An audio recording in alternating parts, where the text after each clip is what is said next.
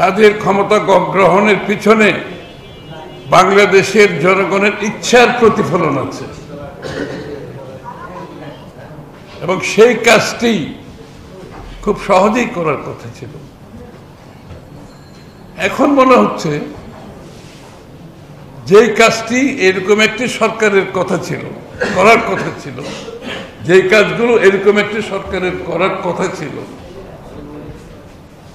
আগামী দিনগুলোতে স্বল্প মেয়াদে, মধ্যমেয়াদে, দীর্ঘমেয়াদে এখন আমাদের কাছে মনে হচ্ছে বর্তমান অন্তর্বর্তীকালীন সরকার তার সমস্ত দায়িত্ব একটা অন্তর্বর্তীকালীন সরকার, একটা ইন্টেরিয়াম গভর্নমেন্ট, যেটা একটা ট্রানজিশনাল গভর্নমেন্ট, যেটা একটা বেকমের মাধ্যমে একটা নির্বাচিত সরকার, যেই সরকার জনগণের আশা পূরণ করবে, তার হাতে তুলে দেওয়ার কথা ছিল।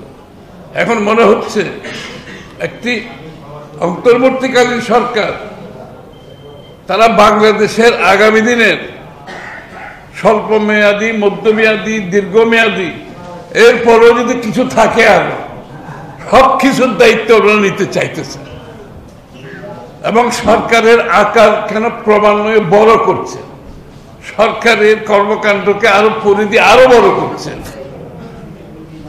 তাহলে আমার কাছে মনে হচ্ছে আগামী দিনের নির্বাচিত সরকারের হাতে খুব কিছু করার কিছু থাকবে না, তাদের কোনো দায়িত্বও নাই।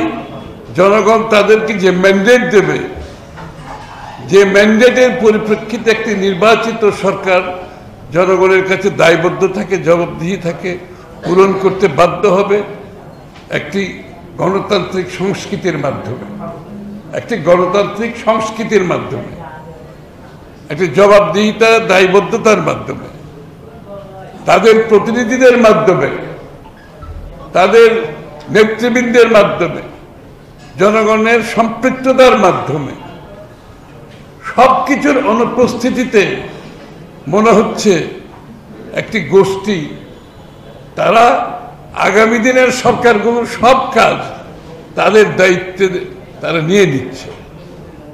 ওই রবীন্দ্রনাথের কথায় আছে না, তোমার হাতে নেই ভুবনের ভার, এটা বোধহয় একটু বুঝতে অসুবিধা হচ্ছে। যে মনে হচ্ছে আগামীর বাংলাদেশ যে নির্বাচিত সরকারের জন্য খুব বেশি কিছু করার দরকার নেই, সব কিছুর সমাধান একটি অভ্যন্তরীণ সরকারের মাধ্যমে হতে হবে। তাহলে নির্বাচনের গণতন্ত্রের কথা কেন আসলো? বাংলাদেশের মানুষের মালিকানার কথা কেন আসলো? জবাবদিহিতা, দায়বদ্ধতার কথা কেন আসলো? জনগণের by the people, for the people, of the people, Abraham লিঙ্কনের এই কথাগুলো কেন আসলো? এগুলো মনে হচ্ছে বাংলাদেশের এই প্রেক্ষাপটে আজকে যা ঘটছে, যে গণতন্ত্র, গণতন্ত্রের স্পিরিট, গণতন্ত্রের ভাবনা, গণতন্ত্রের চিন্তা, গণতন্ত্রের আকাঙ্ক্ষা এবং এতে বাংলাদেশের মানুষের মালিকানার মাধ্যমে এটা পরিচালিত হওয়ার যে আকাঙ্ক্ষা, যার জন্য 16 বছর ধরে এত ত্যাগ স্বীকার করা হয়েছে, সবকিছু